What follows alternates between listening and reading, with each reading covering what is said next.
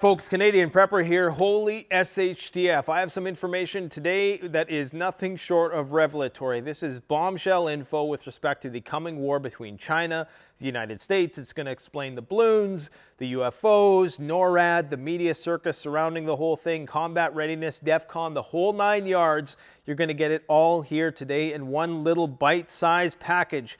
Guys, this information filled in a lot of gaps in my understanding, and I owe it all to one YouTube channel who's connected all the dots, and the media is starting to catch on to this.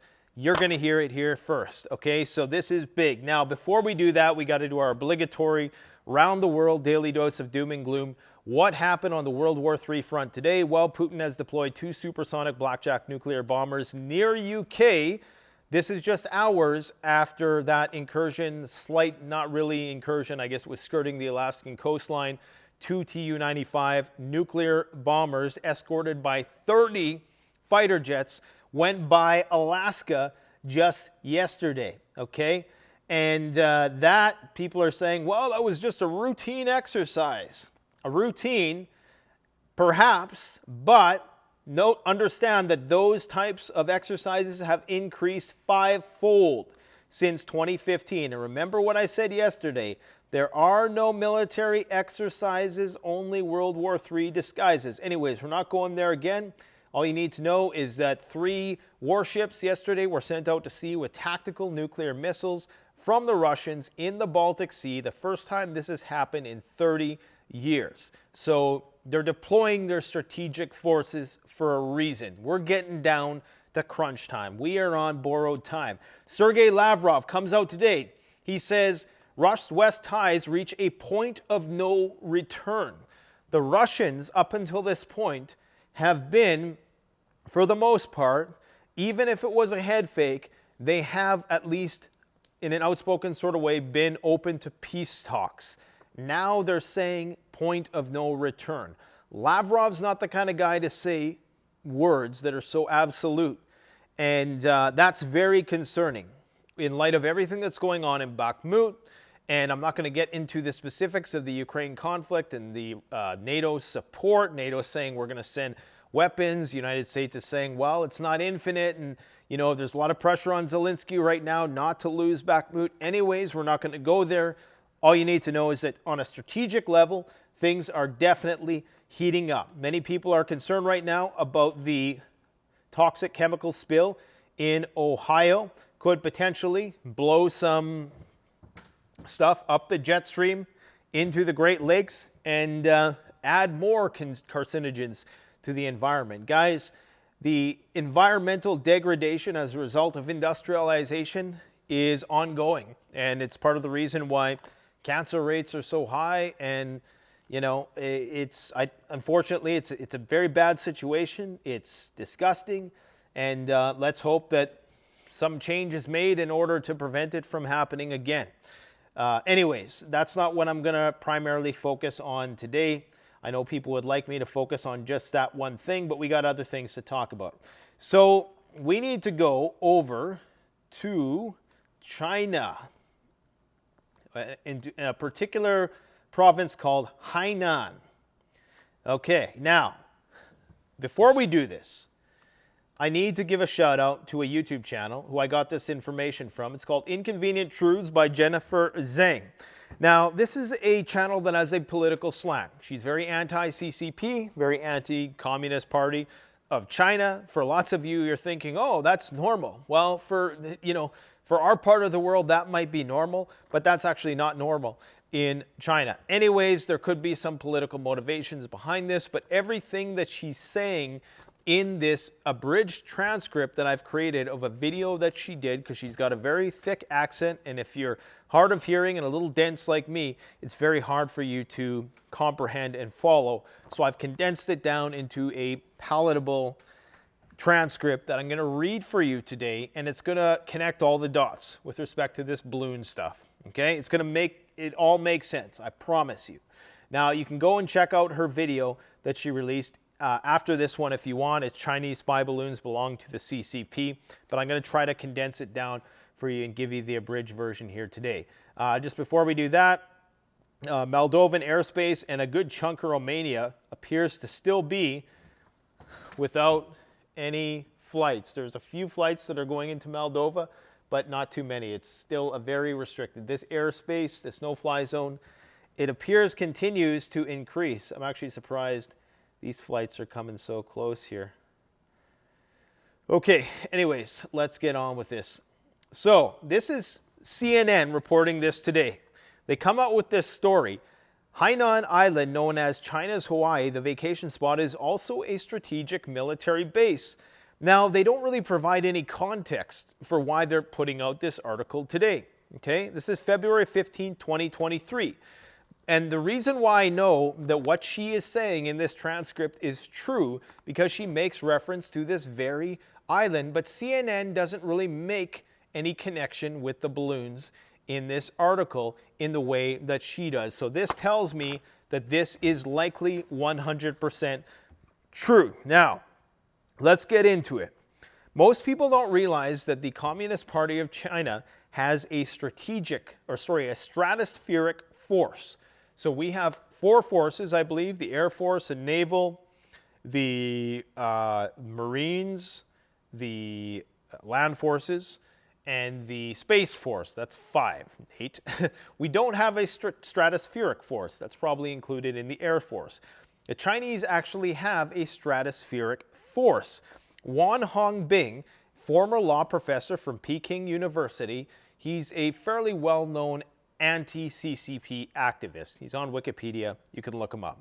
Anyways, he has a contact within the CCP, so he claims that's provided this information that Jennifer is presenting on her channel. Okay, here we go. They've set up a mysterious stratospheric force base in Hainan. Its headquarters are, as shown on this map here, very close to where they build their nuclear submarines. Okay, and you can see here that this looks to be like an armored facility. Like you would need some heavy-duty bunker busters to get through there, it looks like. Anyways, so in a recent interview, he said that the stratospheric force had obtained the ability to get thousands of these balloons into the air in a very short period of time at a very low cost. Now, why is this important? Well, 4 years ago, a large airship fleet had already been established inside the CCP Army. It's called the Stratospheric Force. It has an operational range of 65,000 to 131,000 feet. Airplanes can only go up to 60,000 feet.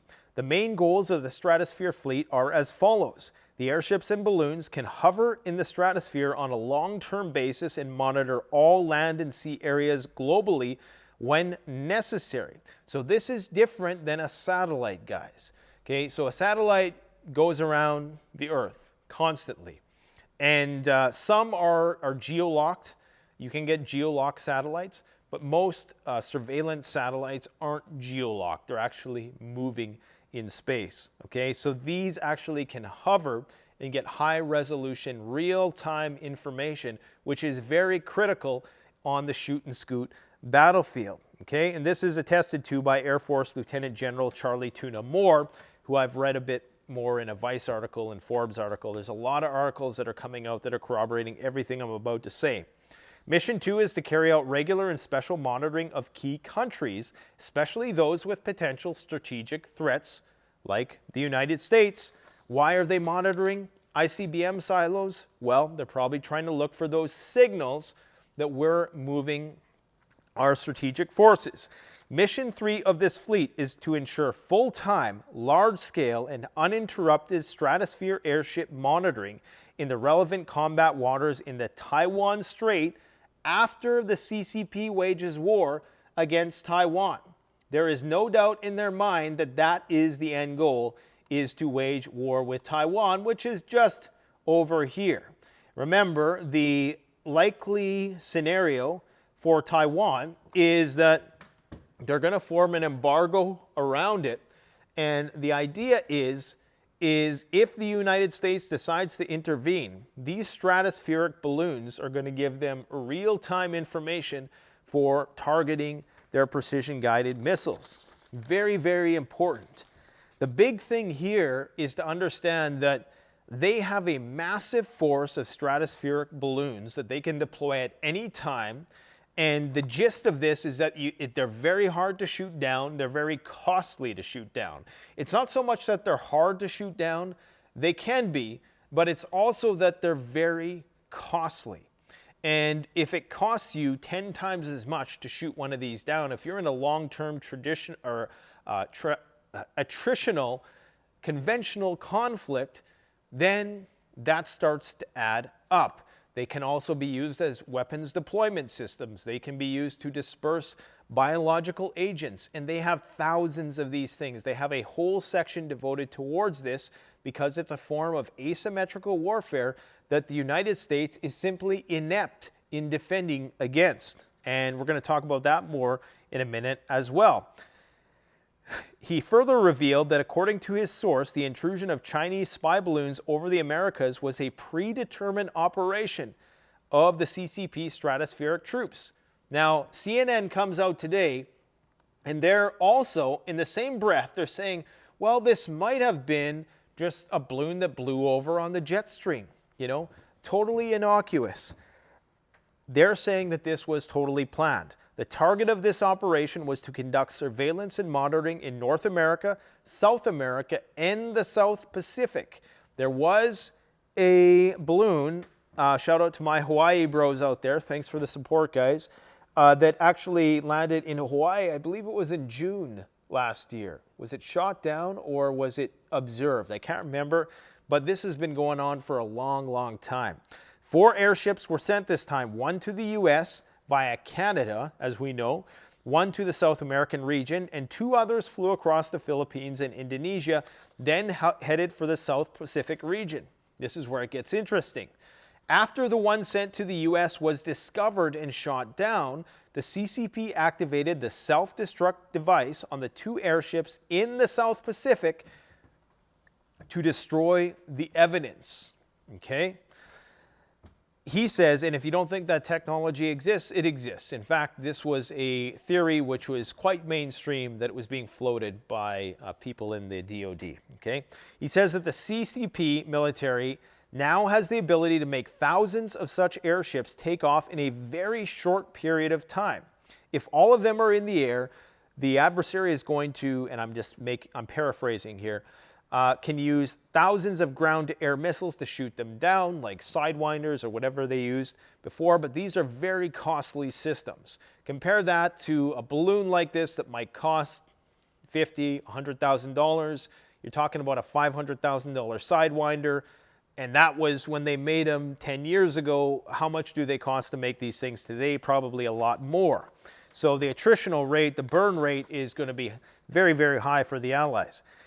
Wang Hengbing said, and I know I'm mispronouncing his name, I apologize for that, Canada once sent fighter jets up, but the balloon was too high to reach. Later, the air inside the balloon leaked, and then it started to descend. Canada used machine guns from the fighter jets to shoot it, but after firing a few dozen rounds, they were unable to bring it down. Now, this is 110% true. This actually happened in 1998. And it wasn't just a few dozen rounds, it was actually several thousand rounds, I do believe. And that is actually, you can go fact check that in a Forbes article that was just released today. There was a few articles that I referenced. I'll post them in the description. One from Vice, which was very revelatory. There was one from Forbes and a few from CNN. And of course, this, which is alternative media. You put them all together and you start to get a picture of what is going on. So they weren't able to bring this down. And this is important to understand because if you shoot these things, I've heard it explained in the following way. People think, well, you shoot a balloon and then it pops, or it starts, you know, you see the cartoons, you shoot the balloon and it slowly comes down. It's not like that. It's almost like you have a 1,000 square foot warehouse and one door is open. You know, how long would it take all the air to vent out that one door? Now, if you fill it with a bunch of holes, obviously it's going to come down a little sooner. but that requires a lot of flybys, and so it's not as easy as people think. So you just imagine how many jets you're going to have to scramble, and this is exactly why the Russians are using this technology right now. In fact, Kiev just discovered 6 balloons flying overhead. Guys, balloons are ubiquitous in the military. I didn't realize how ubiquitous this technology was. Okay, 6 balloons spotted. This is today, over Kiev. Most of them, and were shot down. And this is from Ukrainian news. So if they're saying most, maybe only 1 was shot down, to be brutally honest, if any, because they tend to exaggerate a little bit. But what the Russians are doing is they're launching these military balloons with corner reflectors in order to exhaust Ukrainian defenses. So they don't know, is it a threat? Is it not a threat? Are they doing reconnaissance in order to target their missile systems, whatever. So this is real. This is not, do not underestimate the power of this more primitive technology, which is not really primitive, especially when you have the Chinese devoting a whole force to it. They realize the significance of this. Okay. Anyways, they use optical instruments and electronic equipment to monitor. These instruments and equipment do not belong in the category of high tech. However, they have the advantage of exploiting the gray area of the stratosphere. You can use a air-to-ground missile. The Sidewinder missile is a triple threat missile, so it can be used air-to-air, surface attack, or surface to launch, surface to air, air-to-air, surface to air, or air to ground. To bring them down. That is not cost effective to do so. The CCP's balloon costs maybe a few $100,000 at best. The third goal of the Stratosphere fleet is to use hundreds or even thousands of airships to carry out all-weather and no dead angle monitoring of the entire operational air and sea areas during the Taiwan Strait War. So they're foretelling the Taiwan War. They're saying that they're going to put thousands of these things in the sky to give them this full spectrum awareness of the battlefield and ensure the accuracy of their intermediate long-range missile strikes. And this is why NORAD's freaking out. Okay, not only is this a great excuse to ratchet up the level of combat readiness, DEFCON, but it's also an attempt now by the DoD to get more funding to counter the stratospheric force. And I just read an article on that today that this is what they're calling for now. They need more funding to fight the balloons, okay? Now, you might think that, well, is this all just military-industrial complex stuff? It checks out. It checks out in many, many ways in terms of the technology that is and how we don't have a cost-effective means of countering it. Recall, you can mount EMP weapons, nuclear weapons, bioweapons, a variety of different things aside just surveillance. So these very much are a strategic tool. Wan Hongbing says he believes that the U.S. military may not come up with a truly effective response plan for dealing with this mode of the CCP's operations so far. And you should know that DARPA, the guys who invented the internet many, many decades ago, I believe that was called LARPA at the time, they have a whole division devoted to this, adaptable, lighter than air. It's called ALTA, the project, and it's all about using these stratospheric balloons for military purposes, state-of-the-art stratospheric balloons. This is why this stratospheric force was created by the CCP. He says the balloon incident has set 2 traps for the U.S. and is a stroke of genius. Remember, this guy's critical of the CCP, but he's saying that it's a genius idea. On the one hand, of course, they get the surveillance. On the other hand, the CCP is also setting the precedent for shooting down American aircraft. Okay, so if they see American aircraft with House Speaker McCarthy pulling into Taiwan, maybe they'll just shoot it down. I don't think they're going to do that, to be brutally honest. That would be a declaration of war of the most explicit kind. But I hope that explains it. So basically, all the UFO business, what's happened now with respect to the UFO shoot downs is they've basically come out and said, yeah, you know, we lowered the threshold for the things that we're detecting, and now we're just shooting things down. Maybe we're a little too trigger happy. They're probably going to try to avoid disclosing those shoot downs from here on in, but this is still front page news. It's likely still a distraction away from a lot of things. Pick your poison. Like I said, the Bidens, inflation, Nord Stream explosions, the Ohio train derailment and chemical spill.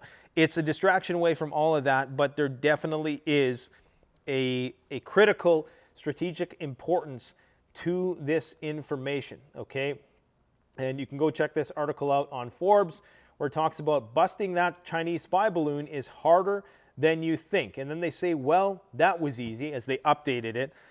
In fact, it wasn't. The only reason why that balloon was shot down so easily, and remember they missed first, was because it had lowered in altitude.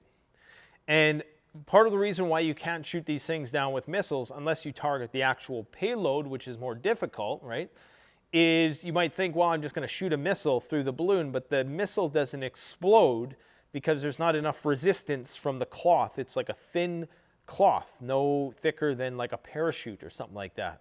So it's not enough to activate the missile, as far as, you know, the explanation within this article here. So yeah, and here's where they talk about, we know that large balloons are hard to shoot down. From previous experience, in 1998, a rogue Canadian weather balloon drifted towards Russian airspace. Fighter jets from Canada, Norway, and Sweden attempted to bring it down without success. 2 Canadian Air Force CF-18 fighters hit the balloon with more than 1,000 rounds of 20mm cannon fire off the coast of Newfoundland, riddling it with holes. That was not enough to let a significant amount of gas out, and the balloon continued drifting after 1,000 rounds. So you got to understand how big these balloons are. A tiny little bullet hole is, the warehouse analogy doesn't even really do it justice. The Pentagon has been studying this stuff for a long time, guys, okay? So throughout the 1950s and 1960s, disturbingly, a declassified DoD document described tests for biological bomb and balloon delivery. The whole purpose of this, it was an 80-pound biological bomb that was intended primarily for the dissemination of anti-crop pathogens. You remember Agent Orange? Well, this is basically kind of sort of like that, only it was biological, and it was dropped from a balloon, potentially. And you can actually go and read that very in-depth report here. I'll post a link in the description below if you want to check it out. It's around 120 pages. They have all kinds of diagrams. And this is the real deal. Declassified document, how they would drop it. I'm sorry, I'm in the way. And the whole 9 yards. And this is ancient technology as far as that goes. So, you know, there's a whole nother asymmetrical level to this war, which the public is now being made aware of. And I think that article by Jennifer Zhang explains a lot. It explains a lot about Chinese force, why the Americans are so concerned about this, and so on and so forth. Like I say, things are heating up around the world. I'm not going to go into great depth about what's going on in Ukraine, but the situation there is wildly out of control. Everybody is freaking out. People are freaking out about AI. We've been talking about this for a long time. Former boss Eric Schmidt says military AI is as powerful as nukes. I would say it's probably more powerful. And boy, is there a lot of change on the horizon. I'll leave you on a lighter note. Armed robbers are targeting people for their Canada Goose coats. Now, Canada Goose, for the longest time, they were, you know, they made the best, warmest coats. And now they're more of a fashion statement. They're more for vanity purposes. They're more fashion over function, if you will. This is why I encourage people to go with the alternative. There's a jacket which is much warmer than Canada Goose. You're not going to get robbed. You're not going to stand out like a mark. And I guarantee you our Outdoor Survival Canada jackets, they're the best jackets in the world. Shelter is very important when it comes to conserving heat. There was I read, well, it wasn't something I read, I think it was a radio podcast or something like that.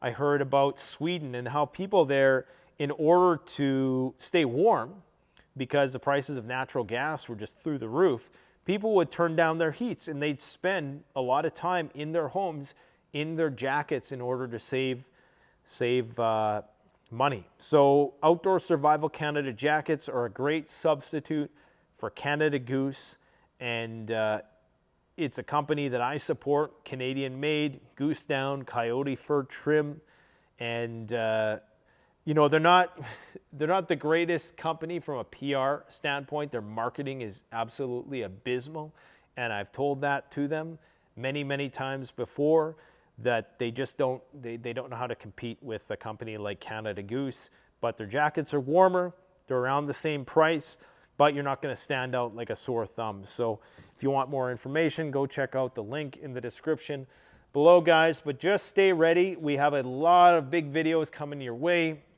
a lot of information with respect to building a preparedness library, what Geiger counter to choose. We have a local manufacturer of Geiger counters. I would say these are Geiger counters which are best suited towards preppers. He's going to come and explain how Geiger counters work, what the difference is between dosimeters and becquerels and the sieverts, and all the terminology, make it really easy to understand on like a cartoon elementary level, so dullards like me can even understand it. And just plenty more videos, outdoor wilderness stuff that we got in the works. There's this ultimate survival tool thing that completely blew my mind. It's very rare that a item comes across my desk that excites me, and this is one of those items. And just a ton more stuff. We got Arthur Bradley, NASA engineer. He's got a new device out which detects various types of I'm not going to spoil it. I'm not going to spill the beans. You're just going to have to stick around. Thanks for watching, guys. Don't forget to like, comment, subscribe. Canadian Prepper out. And don't forget, go check out Inconvenient Truths by Jennifer Zhang. You might find some information out that you're not going to hear on mainstream media. Look at this, 972 views. Okay, so you're getting an exclusive. In a week's time, everything she says in this video is going to be mainstream. All right, guys, take care. Thanks for watching.